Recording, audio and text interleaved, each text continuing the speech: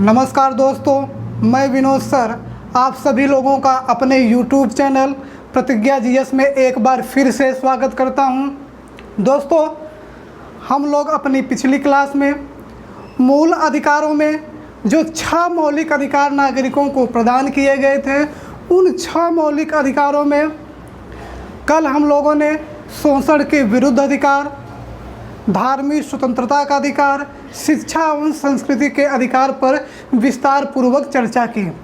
तो हम लोगों ने जो अपनी पिछली क्लास में चर्चा किए हुए हैं वो चर्चा किए हुए हैं अनुच्छेद 23 से लेकर 30 तक।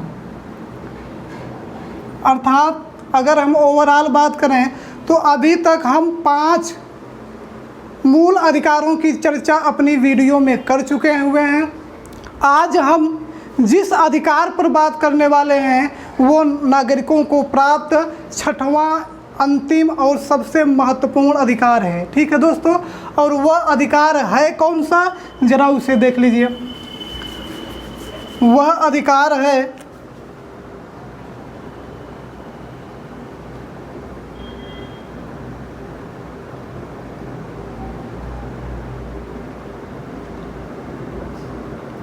संवैधानिक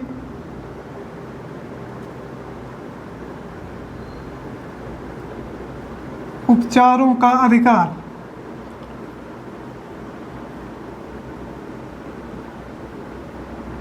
संवैधानिक उपचारों का अधिकार अनुच्छेद 32। तो आज हम लोग जिस अधिकार पर बात करने वाले हैं, जिस अधिकार पर चर्चा करने वाले हैं, जिस अनुच्छेद पर चर्चा करने वाले हैं, वह नागरिकों को प्राप्त अंतिम अधिकार है। कौन सा अनुच्छेद है? अनुच्छेद 32। ठीक है दोस्तों, तो अभी तक जिन विद्यार्थियों ने, जिन हमारे प्यारे दोस्तों ने हमारे चैनल को सब्सक्राइब नहीं किया है, उन दोस्तों से मेरा एक बार फिर से आग्रह है कि वे हमारे चैनल को सब्सक्राइब कर लें, बेल आइकन का बटन दबा दें, ताकि दोस्तों संविधान की आने वाली वीडियो की नोटिफिकेशन आप तक आसानी के साथ पहुंचती रहे। आइए दोस्तों, हम लोग अपने टॉपिक पर चलते हैं। संवैधानिक उपचारों का अधिकार, जैसे हमने अभी कहा कि यह नागरिकों को प्राप्त 6वां एवं अंतिम अधिकार है। कौन सा दोस्तों? 6वां व अंतिम अधिकार है।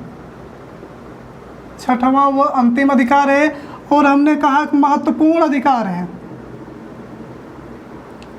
महत्वपूर्ण भी है। क्यों महत्वपूर्ण है? क्योंकि जो पीछे के 5 अधिकार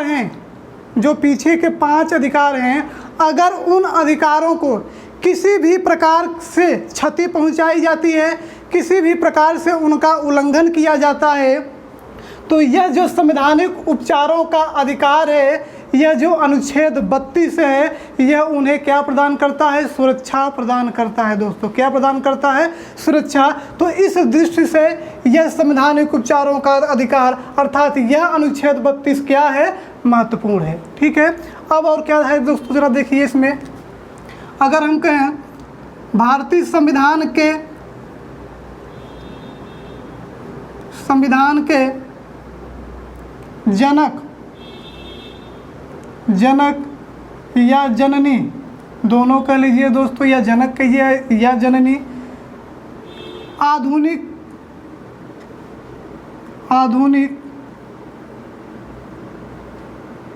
भारत के मनु, इतने नाम से किन्हें जाना जाता है? अगर हम आपसे कहें कि भारतीय संविधान का जनक किसे कहा जाता है, या भारतीय संविधान का जननी किसे कहा जाता है, या आधुनिक भारत का मनु किसे कहा जाता है, तो आपका आंसर होना चाहिए दोस्तों क्या? डॉक्टर भीमराव अंबेडकर। क्या है दोस्तों? डॉक्टर भीमराव अंबेडकर होंगे, जिन्हें इतने नाम से जाना जाता है। संविधान के जनक के रूप में, संविधान के जननी के रूप में, आधुनिक भारत के मनु के रूप में जाना जाता है। अब इन्होंने, डॉक्टर भीमराव अंबेडकर साहब ने, अब इन्होंने अनुच्छेद 32 को क्या कहा? जरा इसे देख लिए। इन्होंने अनुच्छेद 32 को कहा, अनुच्छेद 32 अर्थात इस संवैधानिक उपचारों के अधिकार को क्या कहा? संविधान की आत्मा कहा। क्या कहा दोस्तों? संविधान की आत्मा। तो इस चीज़ को आप लोग याद रखिएगा। अगर आपसे पूछे कि भारतीय संविधान की आत्मा डॉक्टर भीमराव अंबेडकर ने किसे कहा है, तो वो क्या होगा? संवैधानिक उपचारों का अधिकार अर्थात अनुच्छेद 32। अब दोस्तों यहाँ पर संविधान की आत्मा को लेकर दो तरह से आपसे प्रश्न पूछे जाते हैं, और वह प्रश्न है क्या? एक तो प्रश्न उठता है दोस्तों, अगर आपसे पूछे सामान्य रूप से, साधारण रूप से किसी का नाम न ले और पूछ रहा है कि भारतीय संविधान की आत्मा किसे कहा जाता है, भारतीय संविधान की आत्मा, तब क्या होगी? प्रस्तावना होगी। ध्यान दीजिएगा दोस्तों इस चीज़ को, काफ़ी लोग इसमें कन्फ्यूजन रहते हैं, और आप ही लोगों में से कुछ लोग पूछ भी रहे थे कि भारतीय संविधान की जो आत्मा है वो संवैधानिक उपचारों का अधिकार है कि प्रस्तावना है। दोनों चीज़ें हैं, लेकिन कंडीशन क्या है, उन कंडीशन को आप याद रखेंगे। पहली कंडीशन क्या है? अगर आपसे पूछे, अगर किसी का नाम नहीं ले रहा है और तब कह रहा है कि भारतीय संविधान की आत्मा किसे कहा जाता है, तब आंसर क्या होगा? प्रस्तावना होगा। अगर स्पेशली डॉक्टर भीमराव अंबेडकर की बात कर रहे हैं और तब क्वेश्चन पूछा जा रहा है कि डॉक्टर भीमराव अंबेडकर ने भारतीय संविधान की आत्मा किसे कहा है, तब आपका आंसर क्या होगा? अनुच्छेद 32 अर्थात संवैधानिक उपचारों का अधिकार। ठीक है दोस्तों, तो उम्मीद करते हैं यहाँ तक जो प्रश्न थे, जो भी डाउट थे, आपको समझ में आ गए होंगे। अब हम लोग आगे की तरफ चलते हैं कि अनुच्छेद 32 के अंतर्गत किन बातों का उल्लेख किया गया है। आइए हम लोग आगे की तरफ चलते हैं दोस्तों। आइए दोस्तों, अब देखते हैं अनुच्छेद 32 में, अनुच्छेद 32 में किन किन बातों का उल्लेख किया गया है और इस अनुच्छेद 32 के तहत कितनी रीटें जारी की जाती हैं। इन सब का उल्लेख किसमें है? अनुच्छेद 32 में। तो अनुच्छेद 32 के अंतर्गत आप तीन बातों को ध्यान में रखेंगे, तीन बातों को। पहली बात कौन सी? पहली जो इसकी धारा 1 है, धारा 1, यह धारा 1 क्या कहती है कि यदि हमारे मौलिक अधिकारों का किसी भी प्रकार से हनन किया जाता है, अगर हमारे मौलिक अधिकारों का उल्लंघन किया जाता है, तो जो सुप्रीम कोर्ट होगी वह अनुच्छेद 32 के तहत कितनी रीट जारी करेगी? 5 रीटें या याचिका दोस्तों कहिए इसे, याचिका, दोनों सही है। तो अगर हमारे मौलिक अधिकारों का उल्लंघन किया जाता है, धारा 1 की बात कर रहे हैं, तब सुप्रीम कोर्ट अनुच्छेद 32 की धारा 1 के तहत कितनी रीटें जारी करेगा? 5 रीटें जारी करेगा। और वो 5 रीटें कौन कौन सी है, इसका उल्लेख किसमें है? इसका उल्लेख धारा 2 में है। 5 रीटों का उल्लेख।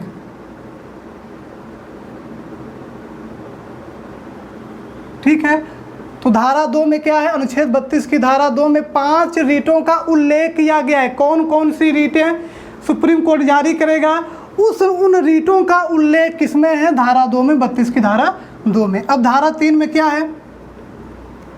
अभी हम लोगों ने क्या देखा दोस्तों कि अगर हमारे मौलिक अधिकारों का उल्लंघन होता है तो सुप्रीम कोर्ट कितनी रीटें जारी करेगा? कितनी याचिका? 5 याचिका जारी करेगा। लेकिन अब है इसमें जो धारा 3 की बात हम कर रहे हैं, इसमें धारा 3 में क्या है दोस्तों? एक नियम है। इसमें नियम क्या है कि संसद कानून बनाकर, संसद कानून बनाकर सुप्रीम कोर्ट के अलावा, सुप्रीम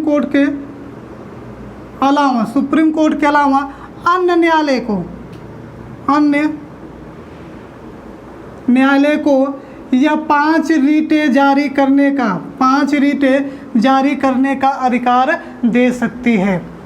ठीक है दोस्तों, फिर से देखिए अनुच्छेद 32 की धारा 1 में क्या है? अगर हमारे मौलिक अधिकारों का किसी भी प्रकार से उल्लंघन किया जाता है तब सुप्रीम कोर्ट क्या कितनी रीटें जारी करेगा? 5 रीटें। इन बातों का उल्लेख धारा 1 में है। और वे 5 रीटें होंगी कौन कौन सी? उन 5 रीटों का उल्लेख किसमें है? धारा 2 में। फिर धारा 3 में क्या है कि संसद कानून बनाकर सुप्रीम कोर्ट के अलावा इन 5 रीटों को जारी करने के लिए अन्य न्यायालय को अधिकार दे सकती है। इतनी बातों का उल्लेख किसमें है? अनुच्छेद 32।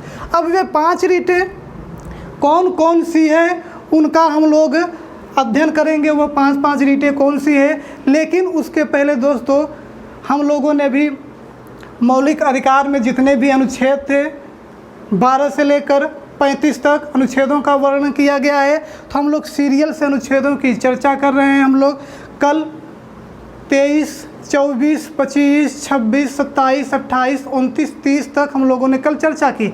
तो आज हम अचानक 32 पर कैसे आ गए? 31 आना चाहिए। तो वो 31 में है क्या, ज़रा उसको आप लोग यहाँ पर देख लीजिए। ठीक है दोस्तों, आइए दोस्तों, अब अनुच्छेद अगर हम 31 की बात कर लें यहीं पर कि अनुच्छेद 31 में है क्या। अनुच्छेद 31 में जैसा हमने आपको जब हम मौलिक अधिकार पढ़ा रहे थे तो प्रारंभ में जो मूल अधिकार पार्ट 1 है उसमें हमने चर्चा की थी कि मौलिक अधिकार जब भारतीय मूल संविधान है कितने अधिकार नागरिकों को प्रदान किए गए थे, कितने प्रदान किए गए थे दोस्तों? हमने क्या बताया था? 7 मौलिक अधिकार प्रदान किए गए थे। किसमें? मूल संविधान में। वर्तमान समय में कितने हैं? 6। और उन 7 मौलिक अधिकारों में जो मूल संविधान में थे उन 7 मौलिक अधिकारों में एक मूल अधिकार था। कौन सा? संपत्ति का अधिकार। कौन सा दोस्तों? संपत्ति का अधिकार। इसी संपत्ति के अधिकार का उल्लेख किसमें किया गया है? अनुच्छेद 31 में किया गया है। किया गया था, है नहीं दोस्तों? किया गया था। अब यह संपत्ति का जो अधिकार जो अनुच्छेद 31 के तहत अंतर्निहित था, अब यह गया कहाँ? इसे हटा दिया गया। तो कैसे हटाया गया? तो इसके लिए दोस्तों 44वां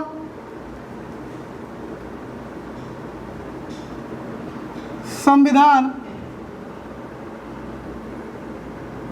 संशोधन अधिनियम 1978 पारित किया गया था, जिसके द्वारा इस संपत्ति के अधिकार को मूल अधिकारों की श्रेणी से हटा दिया गया। जब यह दोस्तों संपत्ति का अधिकार हट गया तो अनुच्छेद 31 भी क्या हो गया? हट गया, समाप्त हो गया। ठीक है, अब ये जो संपत्ति का अधिकार है, अब यह संपत्ति का अधिकार कहाँ पर है? तो यह आप बताएंगे, यह अनुच्छेद 300 का कह लीजिए या ए कह लीजिए। अब यह संपत्ति का अधिकार किस अनुच्छेद में है? अनुच्छेद 300 का में है। अब यह क्या मूल अधिकार है? तो आप कहेंगे नहीं, यह मूल अधिकार नहीं है। अब इसे अनुच्छेद 300 का के तहत क्या घोषित कर दिया गया? कानूनी अधिकार। क्या घोषित कर दिया दोस्तों? कानूनी अधिकार अब इसके अंतर्गत घोषित किया गया। तो जो संपत्ति का अधिकार था मूल संविधान में, उसे 44वें संवैधानिक संशोधन अधिनियम 1978 के द्वारा हटा दिया गया। अब इसे अनुच्छेद 300 का के तहत कानूनी अधिकार की श्रेणी में रखा गया है। ठीक है दोस्तों, तो उम्मीद करते हैं यहाँ तक आप लोगों के समझ में आ गया होगा। अब दोस्तों अनुच्छेद 32 के तहत जो 5 रीटें सुप्रीम कोर्ट जारी करता है, उन 5 रीटें, उन 5 याचिकाओं को हम एक चार्ट के माध्यम से समझने का प्रयास करेंगे। वे कौन कौन सी रीटें हैं। आइए दोस्तों हम लोग चलते हैं आगे। आइए दोस्तों अब देखते हैं एक चार्ट के माध्यम से जो सुप्रीम कोर्ट 5 रीटें जारी करता है अनुच्छेद 32 के तहत। और वे 5 रीटें कब जारी करता है? जब हमारे मौलिक अधिकारों का उल्लंघन किया जाता है। ठीक है, तो वो 5 रीटें कौन कौन सी है देख लीजिए। बंदी प्रत्यक्षीकरण, इधर 5 रीटों का नाम है। इधर लैटिन भाषा में क्या कहते हैं दोस्तों, इसको देख लीजिए। लैटिन भाषा में इसे क्या कहते हैं? ठीक है, ये लिखा हुआ है। अब इनका अर्थ क्या होता है, ये इधर लिखा हुआ है। अब आपसे प्रश्न कैसे पूछे जाते हैं, ज़रा उसको आप यहाँ समझ लीजिए। आपसे प्रश्न पूछे जाएंगे, 5 रीटों का नाम दिया रहेगा और इधर लैटिन भाषा में उनका क्या नाम है वो दिया रहेगा। आपको पूछेगा कि इनको आप मिलाइए, उनका मिलान करिए। तो जब तक आप ये लैटिन भाषा में इन रीटों को क्या कहते हैं ये नहीं याद रहेगा, तब आप ये क्वेश्चन नहीं कर पाएंगे। ये पहला क्वेश्चन हो गया। दूसरा क्वेश्चन क्या आता है दोस्तों, इधर 5 रीटें दे दिया गया और इन 5 रीटों का जो शाब्दिक अर्थ होता है वो अर्थ दे देगा और कहेगा इन्हें मिलान करिए, किस रीट का क्या मतलब होता है। ठीक है, 2 तरह हो गए क्वेश्चन। तीसरा क्वेश्चन कौन सा है कि ये किस परिस्थिति में जारी किए जाते हैं, ये रीटें किस परिस्थिति में जारी किए जाते हैं। बंदी प्रत्यक्षीकरण कब जारी की जाएगी, परमादेश कब जारी की जाएगी। तो उन स्थितियों के आधार पर ये तीसरे प्रश्न बनते हैं। तो आइए देखते हैं, इन तीनों प्रश्नों को हम लोग समझने का प्रयास करते हैं और जो प्रश्न बन सकते हैं उनको भी देख लेते हैं। तो दोस्तों ये 5 रीट है। बंदी प्रत्यक्षीकरण जो पहली रीट है वो कौन सी है, बंदी प्रत्यक्षीकरण है, जिसे लैटिन भाषा में क्या कहते हैं, हैबियस कार्पस। क्या कहते हैं दोस्तों, हैबियस कार्पस। इसका शाब्दिक अर्थ होता है सशरीर उपस्थित करना। किसे उपस्थित करना, अब इसे समझिए। यह बंदी प्रत्यक्षीकरण रीट कब जारी की जाती है, जब किसी व्यक्ति को अवैध रूप से बंदी बना लिया जाता है, तब जिसने उसे बंदी बनाया है उसके खिलाफ सुप्रीम कोर्ट कौन सी रीट जारी करेगा, बंदी प्रत्यक्षीकरण रीट जारी करेगा। अब उस प्राधिकारी से यह कहा जाएगा कि जिसे आपने बंदी बनाया है उसे आप न्यायालय के सामने सशरीर उपस्थित करिए। ठीक है, तो यह रीट कब जारी की जाती है, जब किसी भी व्यक्ति को अवैध रूप से बंदी बना लिया जाता है, तब सुप्रीम कोर्ट आदेश देता है कि उस बंदी को आप सशरीर उपस्थित करिए। यह न्यायालय निर्धारित करेगा कि वो मुजरिम है कि नहीं, वो दोषी है कि नहीं, वो अपराधी है कि नहीं। अब परमादेश देख लीजिए दोस्तों। परमादेश को हम लोग लैटिन भाषा में क्या कहते हैं, मैंडमस कहते हैं, जिसका अर्थ होता है हम आदेश देते हैं। कौन आदेश देता है, न्यायालय आदेश देगा। ठीक है, अब यह रीट किस परिस्थिति में जारी होती है, जरा इसे समझ लीजिए।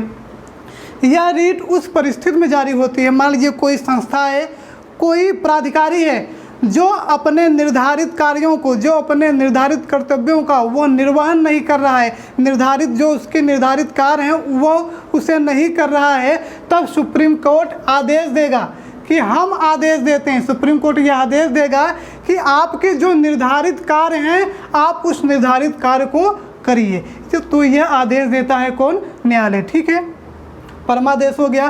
तो ध्यान दीजिएगा दोस्तों, ये परमादेश न तो राष्ट्रपति के खिलाफ जारी होता है और न ही राज्यपाल के खिलाफ जारी होता है। इस चीज़ को आप लोग ध्यान रखिएगा।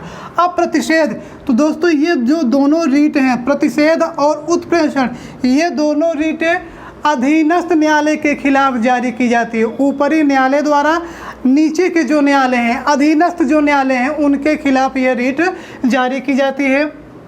प्रतिषेध कब जारी होती है, जब मामला लंबित होता है, अर्थात जब मामले पर सुनवाई चल रही होती है, तब जो ऊपरी न्यायालय है वो न्यायालय को यह निर्देश देता है, उसे रोकता है। निषेध करने का मतलब होता है दोस्तों रोकना, कि आप अपने अधिकार क्षेत्र से बाहर जाकर कोई भी निर्णय न दीजिए, तो उसे रोकना क्या, निषेध करना। तो अधीनस्थ न्यायालय को उसके क्षेत्राधिकार से बाहर जाकर कार्य करने से रोकने के लिए ये प्रतिषेध जारी की जाती है। ठीक है, उत्प्रेषण कब जारी होती है दोस्तों, उत्प्रेषण जारी होती है जब मामले पर सुनवाई हो गई होती है। ठीक है, जब निर्णय दिया जा चुका होता है, तब अधीनस्थ न्यायालय के खिलाफ सुप्रीम कोर्ट कौन सी रीट जारी करेगा, उत्प्रेषण। जब उसने अपने अधिकार क्षेत्र से बाहर जाकर निर्णय दे दिया है, तब उसके खिलाफ कौन सी जारी होगी, रीट उत्प्रेषण। और सुप्रीम कोर्ट इसमें कहेगा क्या कि आपके पास जो इस मामले से संबंधित जो भी मैटर है, इसे हमारे पास भेजिए, उत्प्रेषण करिए, हमारे पास भेज दीजिए। तो सुप्रीम कोर्ट उस मैटर को अपने पास मंगवा लेता है। ठीक है, अब अधिकार परीक्षा क्या है दोस्तों, अधिकार परीक्षा अब इसमें क्या होता है, यह किस समय जारी होती है। मान लीजिए कोई भी व्यक्ति है जो गलत तरीके से, अवैध रूप से किसी पद को प्राप्त कर लिया है, किसी पद पर बैठ गया है, तो उस व्यक्ति के खिलाफ क्या जारी होगी, अधिकार परीक्षा सुप्रीम कोर्ट जारी करेगा और उससे पूछेगा किस अधिकार से आपने इस पद को धारण किया, इस पद को प्राप्त किया, जबकि आप इसके योग्य है ही नहीं, मतलब आप योग्यता धारण नहीं करते हैं लेकिन अवैध रूप से उस पद को आप प्राप्त कर लिए हैं गलत तरीके से, तो उसके खिलाफ क्या जारी होगी? अधिकार परीक्षा जारी होगी। तो दोस्तों ये 5 रीटें थी, उम्मीद करते हैं ये आप लोगों को अच्छे ढंग से समझ में आ गई होगी। अब हम लोग आगे की तरफ चलते हैं, नेक्स्ट अनुच्छेद 33 को देखते हैं। आइए दोस्तों ज़रा हम देख लेते हैं, आप समझिए कि सुप्रीम कोर्ट भी 5 रीटें जारी करता है मौलिक अधिकारों के उल्लंघन पर, और हाई कोर्ट भी याचिका जारी करता है मौलिक अधिकार के उल्लंघन पर। तो किसको अधिक पावर है? सुप्रीम कोर्ट को अधिक पावर दिया गया है कि हाई कोर्ट को पावर दिया गया है अधिक? इस मामले में, किसके मामले में? रीट जारी करने के मामले में। तो समझिए ज़रा इसे, इधर आपका सुप्रीम कोर्ट हो गया, इधर आपका हाई कोर्ट हो गया, ठीक है। अब देखिए, जब हमारे मौलिक अधिकारों का उल्लंघन होता है, फंडामेंटल राइट का क्या होता है? उल्लंघन होता है, तब सुप्रीम कोर्ट अनुच्छेद 32 के तहत कितनी रीटें जारी करेगा? 5 रीटें, ठीक है, 5 रीटें जारी करेगा। अब इसी मामले में दोस्तों, रीट के मामले में सुप्रीम कोर्ट अनुच्छेद 226 के तहत, अनुच्छेद को याद रखिएगा दोस्तों, इस अनुच्छेद 226 के तहत कितनी रीटें जारी करेगा? 6 रीटें जारी करेगा। तो रीट के मामले में सबसे अधिक पावर किसे है? हाई कोर्ट को। सुप्रीम कोर्ट की तुलना में याचिका जारी करने में हाई कोर्ट को अत्यधिक पावर मिला हुआ है। अब ये 6ठी रीट कौन सी है? तो दोस्तों ध्यान दीजिएगा कि जो अनुच्छेद 32 के तहत सुप्रीम कोर्ट जो 5 रीटें जारी करता है, हाई कोर्ट भी अनुच्छेद 226 के तहत सेम 5 रीटें वही रहेंगी, और एक एक्स्ट्रा रीट जारी करता है, और वह रीट कौन सी है दोस्तों? इंजंक्शन। कौन सी रीट है? इंजंक्शन। अब यह इस रीट का उल्लेख किसमें है? अनुच्छेद 226 में किया गया है। अब इसका मतलब क्या है दोस्तों? तो एकदम सरल भाषा में समझाएंगे आपको, हमेशा के लिए यह याद भी हो जाएगा। मान लीजिए कोई बीमार व्यक्ति है, अगर उसको तत्काल आराम देना हो तो डॉक्टर क्या करेगा? दवा देगा कि इंजेक्शन देगा? क्या देगा? इंजेक्शन। मरीज को तत्काल आराम देने के लिए क्या किया जाता है? इंजेक्शन लगाया जाता है कि 5 मिनट में उसको आराम मिल जाए, जबकि दवा वही है दोस्तों, दवा खाएगा तो काफ़ी लेट में उसको आराम मिलेगा। तो यहाँ पर थोड़ा आपको समझाने का प्रयास कर रहे हैं, इंजेक्शन को हम लोग इंजेक्शन से तुलना कर रहे हैं, और जब कोई मरीज़ अत्यधिक गंभीर होता है, ठीक है, तो उसे तत्काल आराम देने के लिए क्या लगाया जाता है? उसे इंजेक्शन लगाया जाता है। ठीक उसी प्रकार से अगर किसी भी व्यक्ति को तत्काल हाथों हाथ क्या राहत प्राप्त करनी है, हाथों हाथ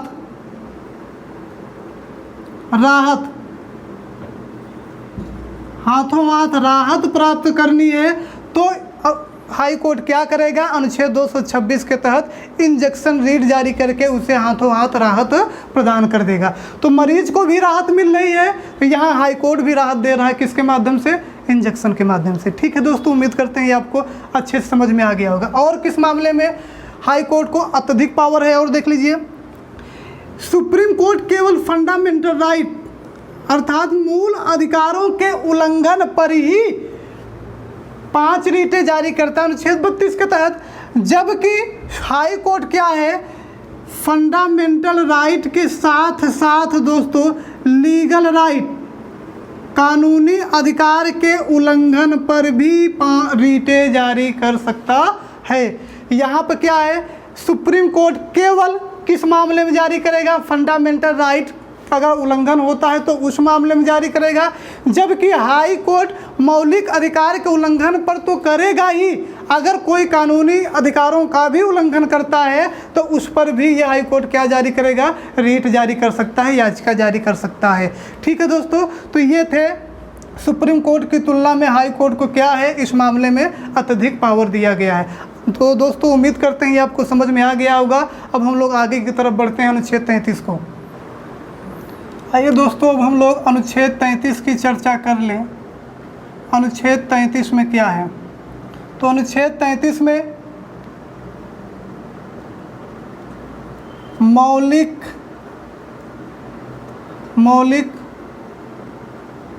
अधिकारों को उपांतरण करने की शक्ति दी गई है। और यह उपांतरण का मतलब होता है दोस्तों सीमित करना। तो सीमित करने की शक्ति किसको दी गई है? संसद को। किस मामले में? तो मामले कौन से होंगे? 3 मामले दोस्तों।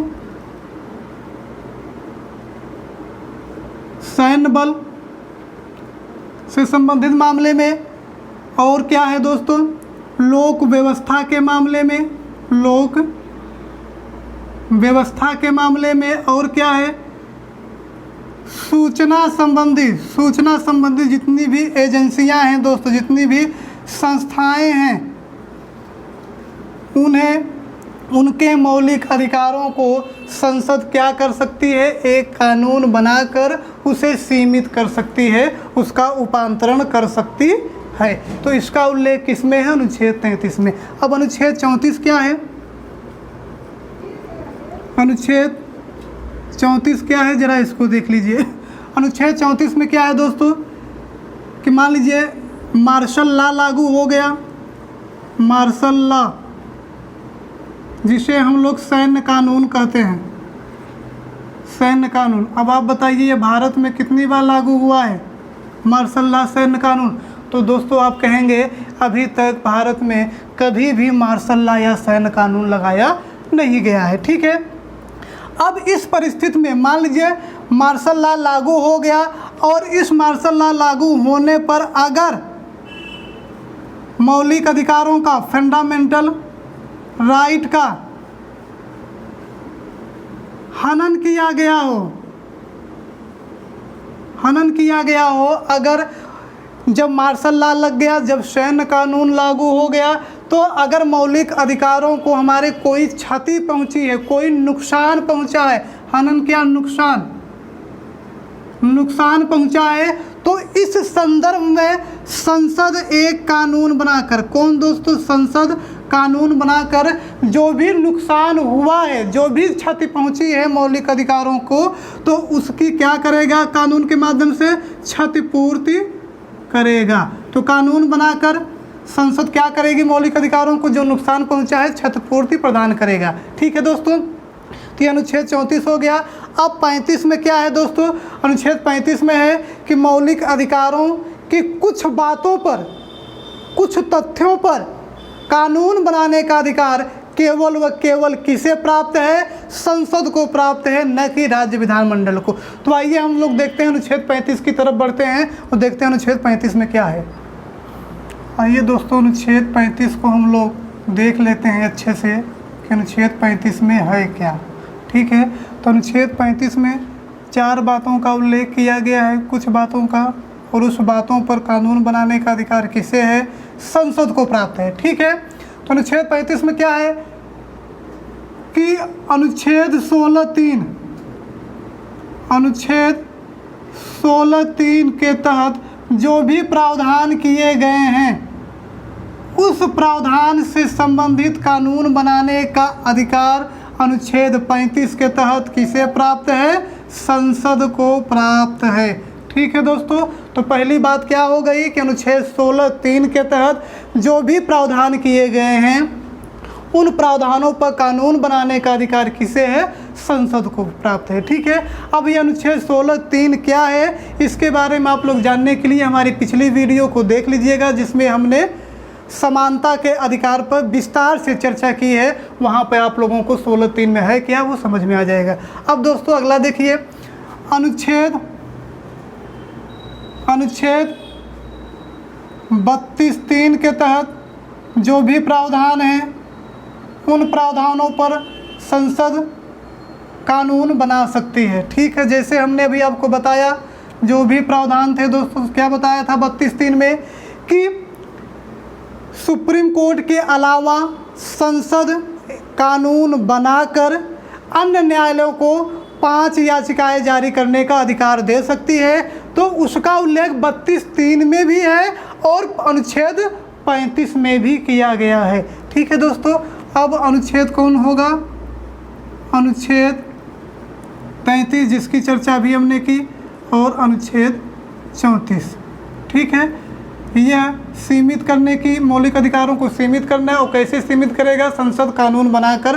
किस मामले में? सैन्य बल, लोक व्यवस्था और जन सूचनाओं, जो जितनी भी सूचना संबंधित एजेंसियां हैं उनको कानून बनाकर उनके मौलिक अधिकारों को सीमित कर सकती है कौन? संसद। अब अनुच्छेद 34 में क्या है? हमने अभी आपको बताया मार्शल लॉ या सैन्य कानून जब लागू होता है उस संबंध में संसद कानून बनाकर किसके तहत? अनुच्छेद 35 के तहत। 34 में भी यह अधिकार है और 35 में भी यह अधिकार संसद को प्राप्त है कि वह कानून बनाकर जो भी मौलिक अधिकार में नुकसान पहुंचा हुआ है, जो भी क्षति पहुंची हुई है मौलिक अधिकार को, फंडामेंटल राइट को, तो संसद एक कानून बनाकर उसको क्या कर सकती है? क्षतिपूर्ति कर सकती है। तो दोस्तों ये अनुच्छेद 35 हो गया। अब दोस्तों आज से आप लोगों का जो मौलिक अधिकार, जो सबसे महत्वपूर्ण टॉपिक था भारतीय संविधान का, वो आज से समाप्त हो गया। मौलिक अधिकार पर हम लोगों ने पिछले कई दिनों से इस पर चर्चा चल रही है और कितने वीडियो बन चुकी हैं दोस्तों। यह मौलिक अधिकार पर 5वीं वीडियो है, पार्ट 5 के नाम से ये वीडियो आप लोगों के बीच में उपस्थित रहेगी। तो अभी तक हम लोगों ने पार्ट 1, पार्ट 2, पार्ट 3, पार्ट 4 और ये पार्ट 5 के माध्यम से मौलिक अधिकार पर विस्तार पूर्वक चर्चा की। जितने भी प्रकार से आपसे प्रश्न बन सकते थे उन प्रश्नों पर भी चर्चा की। उम्मीद करते हैं, और जिन लोगों ने अभी तक उन वीडियो को नहीं देखा है वे जाकर हमारे चैनल में प्लेलिस्ट में सारी की सारी वीडियो पड़ी हुई है, आप वहां से उसे देख सकते हैं और बड़े अच्छे ढंग से समझ सकते हैं। ठीक है दोस्तों, तो अभी तक हमारे साथ बने रहने के लिए और हमें सुनने के लिए आप सभी लोगों का बहुत बहुत धन्यवाद।